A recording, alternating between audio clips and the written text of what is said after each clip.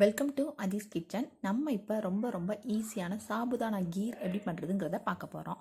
உங்கள் வீட்டுக்கு ரிலேட்டிவ்ஸ் யாராவது வந்தாங்கன்னா டக்குன்னு ஈஸியாக 5 மினிட்ஸில் இதை ரெடி பண்ணிவிடுங்க. அதுக்கு நம்ம இப்போ ஒரு பவுல் எடுத்துருக்கோம். அதில் அரை கப், அதாவது நார்மல் கிளாஸில் அரை கிளாஸ் ஜவ்வரிசி எடுத்துக்கோங்க. அது மூழ்கிற அளவுக்கு தண்ணி ஊற்றி நல்லா ஒரு 30 நிமிஷம் பக்கம் ஊற வச்சுக்கோங்க. ரொம்பவும் ஊறிட வேணாம், அப்புறம் குழஞ்சிரும் கீர்.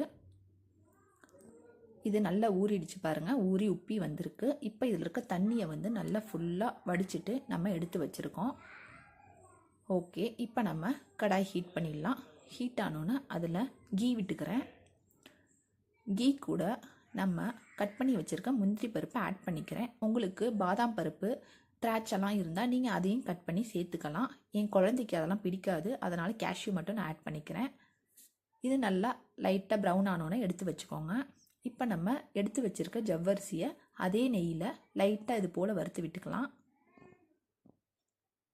நான் இப்போ பால் வந்து 1 கப் பாலுக்கு 1 கப் தண்ணி ஊற்றி நல்லா கொதிக்க வச்சு ஆற வச்சு அந்த பாலை எடுத்து வச்சுருக்கேன். அந்த பாலை ஆட் பண்ணிக்கிறேன்.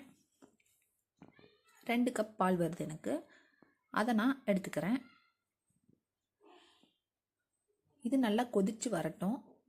உங்களுக்கு நீங்கள் குங்குமப்பூ இருந்தீங்கன்னா, கலர் வேணும்னு நினச்சிங்கன்னா நீங்கள் குங்குமப்பூ ஆட் பண்ணிக்கலாம்.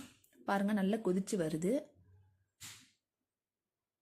இந்த கொதிச்சு வர டைமில் நம்ம ஒரு ஜவ்வரிசி எடுத்து இப்படி அழுத்தி பார்க்கலாம். பாருங்கள், கண்ணாடி பதத்தில் இருக்க ஜவ்வரிசி நல்லாவே ஊறி கொதிச்சு நல்ல இதுவானது, வெந்தது தெரியுது.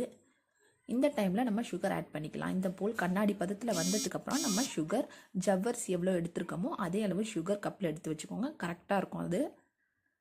அந்த சுகரை ஆட் பண்ணி இது போல் சுகர் கரையிற வரைக்கும் லைட்டாக கிண்டி விட்டுக்கலாம். இது கூட இப்போ நம்ம முந்திரி பருப்பை ஆட் பண்ணிடலாம். அந்த வீடியோஸ் கட் ஆகிடுச்சு. ஆக்சுவலாக நான் முந்திரி பருப்பை ஆட் பண்ணிட்டேன். பாருங்கள், நம்மளோட சாபுதானா கீர் சூப்பராக ரெடி ஆகிடுச்சு. அவ்வளோதாங்க. ரொம்ப ஈஸியான ரெசிபிங்க. சும்மா ஒரு 5 to 10 மினிட்ஸ்லேயே நம்ம செஞ்சுட்டு போயிடலாம்.